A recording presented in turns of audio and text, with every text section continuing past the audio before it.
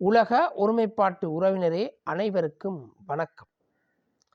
தாய்மொழி கலைமன்றத்தின் சார்பாக புயலோசை வலையொலியின் ஊடாக ஒவ்வொரு மாதமும் ஒவ்வொரு நற்சிந்தனையை முன்வைத்து வருவதை நீங்கள் எல்லோரும் அறிந்துள்ளீர்கள்.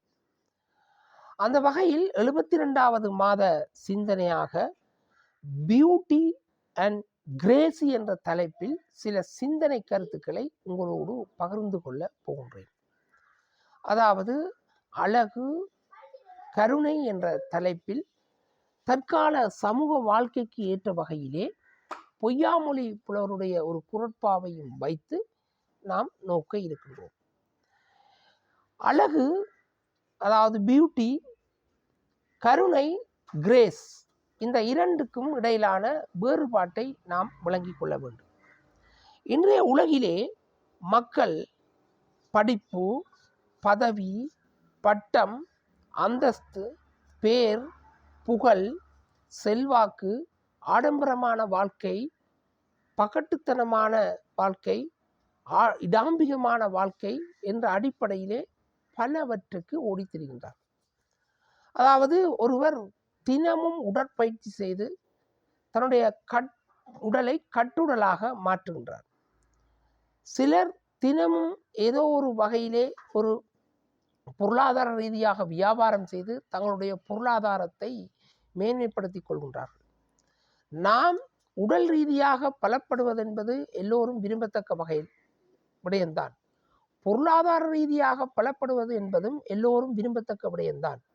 ஆனால் இவையெல்லாம் பியூட்டி. இந்த பியூட்டி என்பது அழகு. அதாவது இந்த அழகு என்ற அடிப்படையிலே, அதாவது இந்த பியூட்டியாக செயற்படுகின்ற விடயங்கள் எல்லாம் மாறக்கூடியது. இந்த நாட்டிலே அல்லது இந்த உலகத்திலே எத்தனையோ தலைவர்கள் உருவாகி இருக்கின்றார்கள். விஞ்ஞான ரீதியாக தலைவர்கள் உருவாகி இருக்கின்றார்கள், அறிவியல் ரீதியாக தலைவர்கள் உருவாகி இருக்கிறார்கள், பொறியியல் ரீதியாக தலைவர்கள் உருவாகி இருக்கின்றார்கள், கலை ரீதியாக தலைவர்கள் உருவாகி இருக்கிறார்கள், இராணுவ ரீதியாக தலைவர்கள் உருவாகி இருக்கிறார்கள், அரசியல் ரீதியாக தலைவர்கள் உருவாகி இருக்கின்றார்கள். இவர்களிலே சிலரை தான் நாங்கள் இந்த கிரேசி என்ற அந்த கருணைக்குள் உள்ளடங்குகிறோம். பியூட்டிக்கும் கிரேசிக்கும், அதாவது அழகுக்கும் கருணைக்கும் என்ன வேறுபாடு என்பதை நாம் விளங்கிக் கொள்ள வேண்டும். இந்த வேறுபாட்டை இலகுவாக விளங்கிக் கொண்டால் எங்களுடைய வாழ்க்கை முறையை செம்மையாக நாம் அமைத்து கொண்டு வாழ்ந்து நிறைவு செய்து கொள்ளலாம். அதாவது பியூட்டி என்பது அழகு என்ற அடிப்படையிலே ஒரு மாறக்கூடிய விடயம்.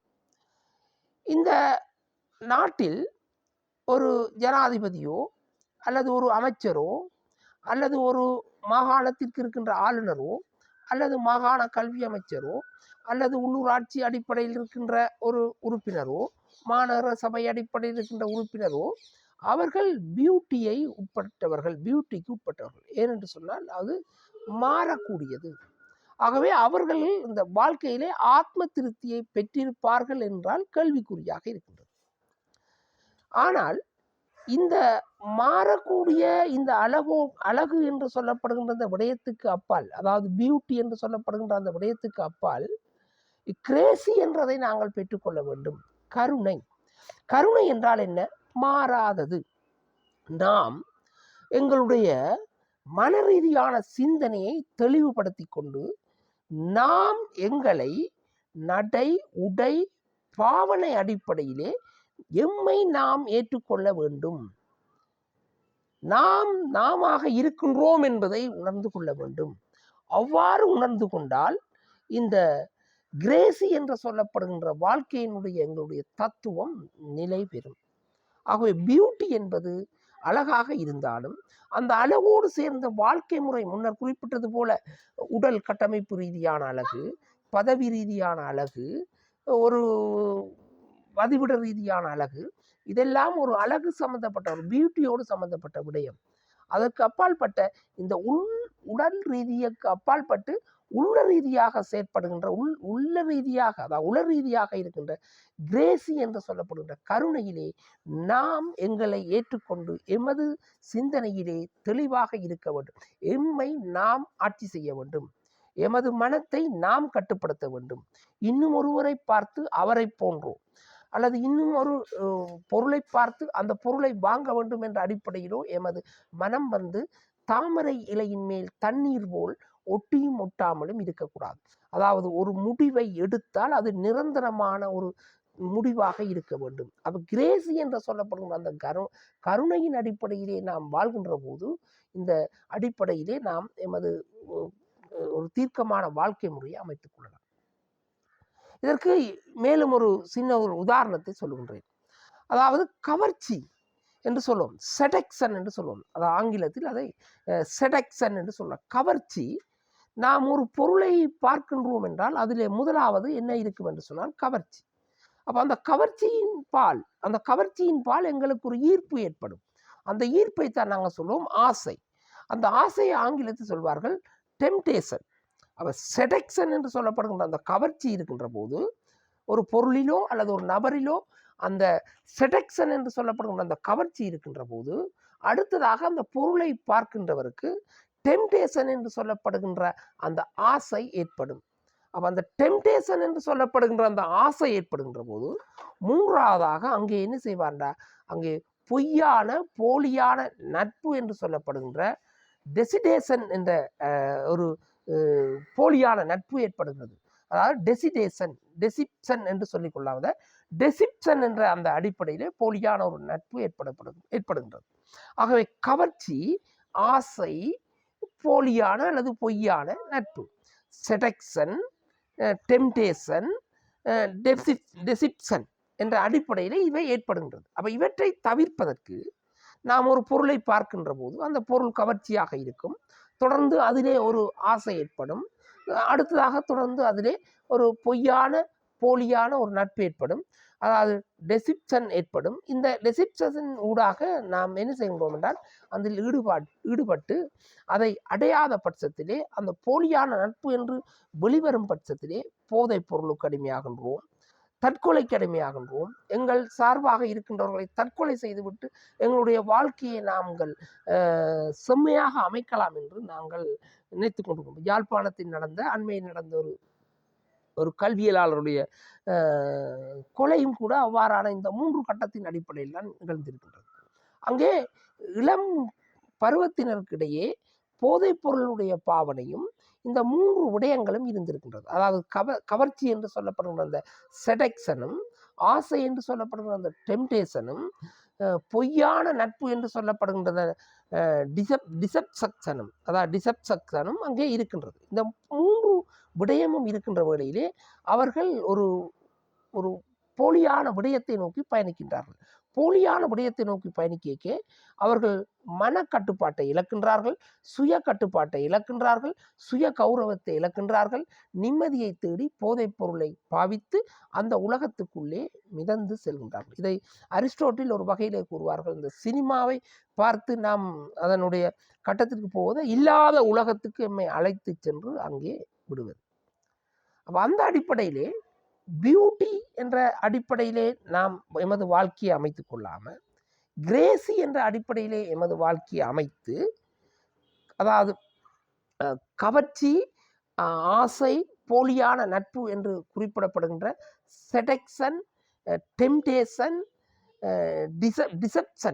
டிசப்ஷன் என்று சொல்லப்படுகிற இந்த 3 வகையான அடிப்படையையும் தவிர்த்து பொய்யாமொழி புலவர் சொல்லுகின்ற ஒரு சிற்றின்பம் சேராமை என்ற அதிகாரத்தில் வருகின்ற 452வது குறட்பாவை நீங்கள் இந்த இடத்திலே இவற்றோடு இந்த தற்கால விடயத்தோடு நீங்கள் ஒப்பிட்டு பாருங்கள்.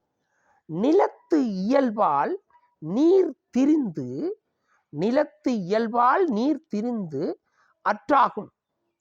நிலத்து இயல்பால் நீர் திரிந்து அற்றாகும், மாந்தர்க்கு இனத்து இயல்பது ஆகும் அறிவு.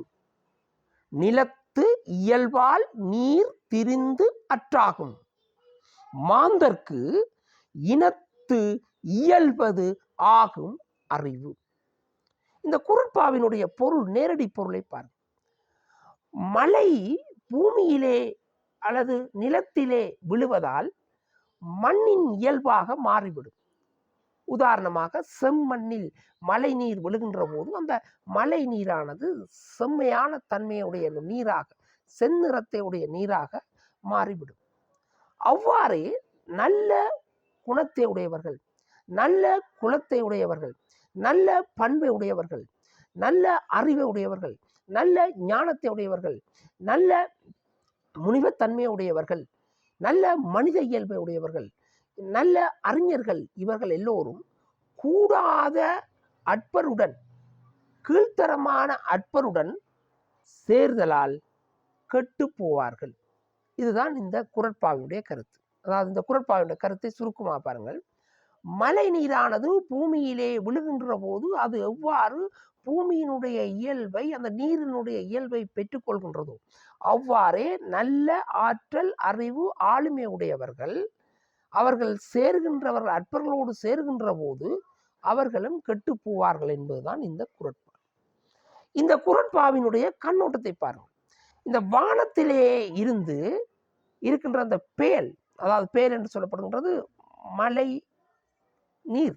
இந்த மழை நீர் எவ்வாறு தூய்மையாக இருக்கின்றது? வானத்திலே இருக்கின்ற மழை நீரினால், வானத்திலிருந்து வருகின்ற அந்த மழை நீர் நிலத்தில் விழுவதற்கு முன், நிலத்தில் சங்கமிப்பதற்கு முன், இந்த நிலத்தோடு ஐக்கியமாகி ஒன்றாக கலப்பதற்கு முன் அது குடிநீராக பயன்படுத்தக்கூடிய வகையிலும், தாவரங்களுக்கு பயன்படுத்தக்கூடிய வகையிலும், பல்வேறு வகையில் இயல்புகளுடைய வகையிலே எல்லா கனியுப்புகளையும் சேர்ந்த வகையிலே ஒரு தூய்மையான நீராக இருக்கின்றது. ஆனால் அந்த நீர் ஒரு செம்மையான நிலத்திலோ அல்லது ஒரு வண்டல் நிலத்திலோ அல்லது ஒரு களி நிலத்திலோ அங்கே கலந்தால் அந்த நிலத்தினுடைய இயல்பை பெற்றுவிடும்.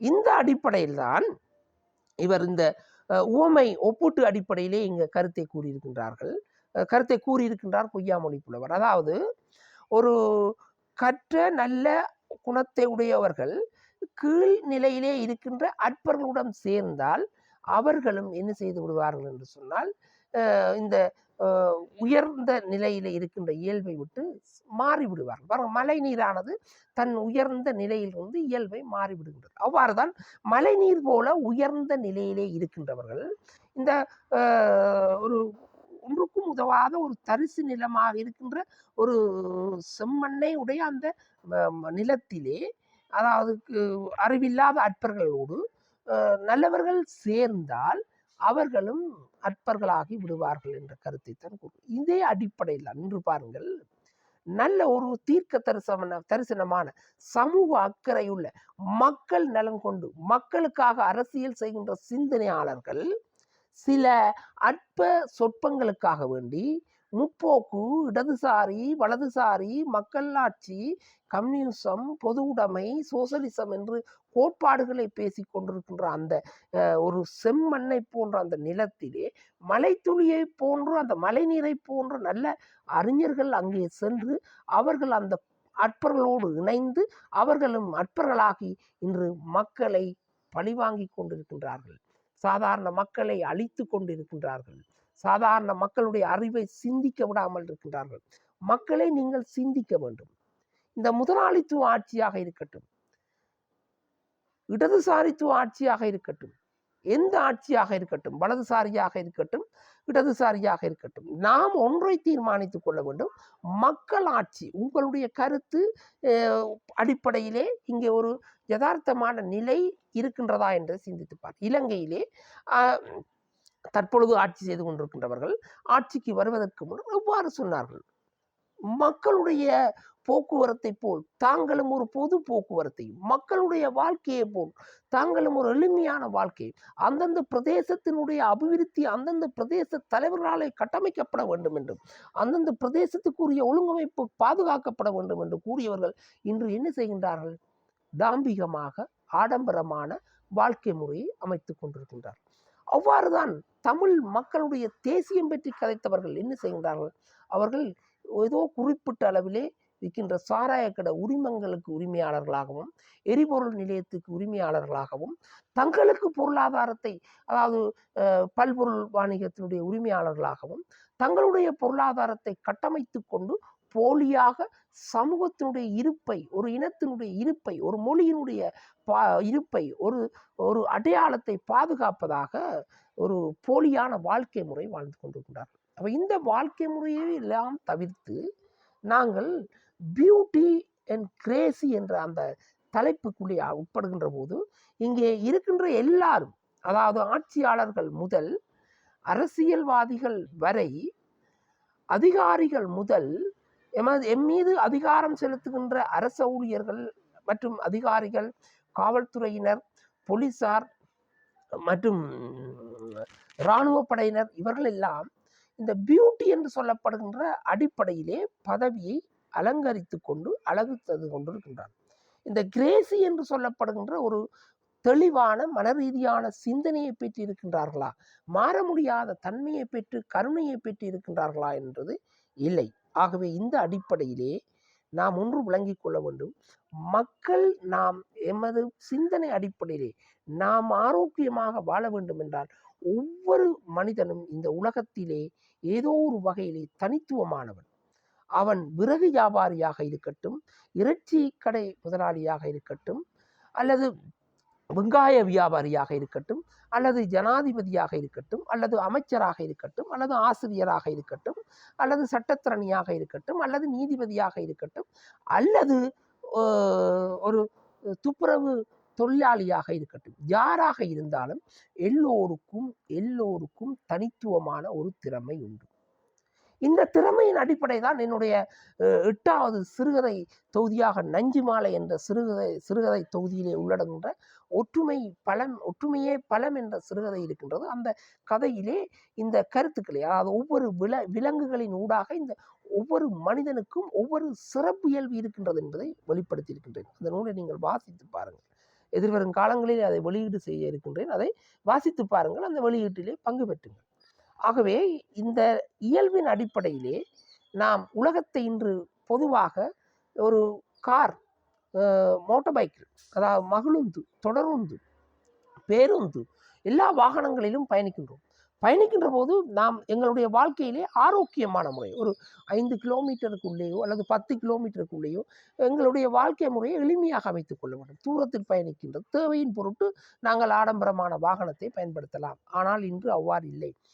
ஒரு மற்றவருக்கு நாம் ஒரு மேலதிகமாக ஒரு ஒரு ஒரு அழகிய ஒரு காரிலோ அல்லது ஒரு அழகிய ஒரு வாகனத்தில் செல்கின்ற போது அவரை பியூட்டியாக கருதுகிறார்கள். அங்கே அவர்களுக்கு கிரேசி என்று சொல்லப்படுகின்ற அந்த தன்மை இல்லை. ஆகவே அவர்கள் இந்த கவர்ச்சி அதாவது செடக்ஷன், ஆசை, டெம்டேஷன், அடுத்து போலியான நட்பு,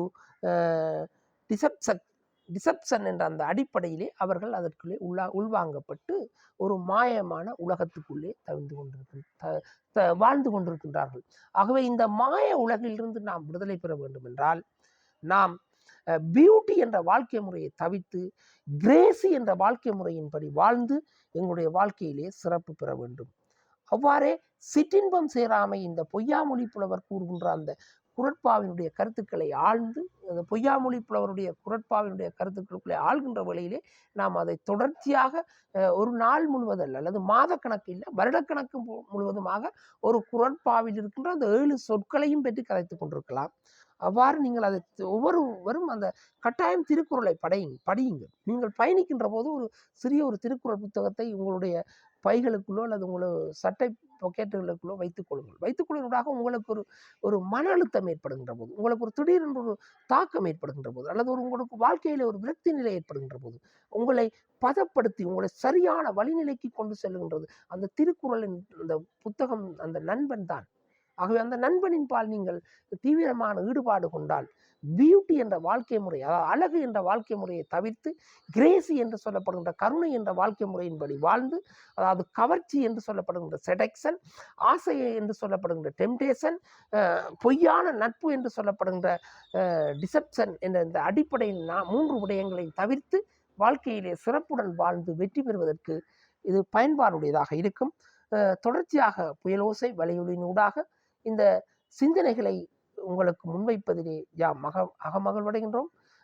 தொடர்ந்து அடுத்தடுத்து வரும் சிந்தனைகளில் இவ்வாறான சிந்தனைகளை உங்களுக்கு மேலும் மேலும் உங்களுடைய வாழ்க்கை முறையை செம்மைப்படுத்துகின்ற வகையிலே இலகுவாக உங்களுக்கு பயன்பெறத்தக்க வகையிலே எடுத்து கூறுவேன் என்ற நம்பிக்கையுடன் அன்புடன் விடைபெற்று சொல்கின்றேன். புயல் நேசன். நன்றி, வணக்கம்.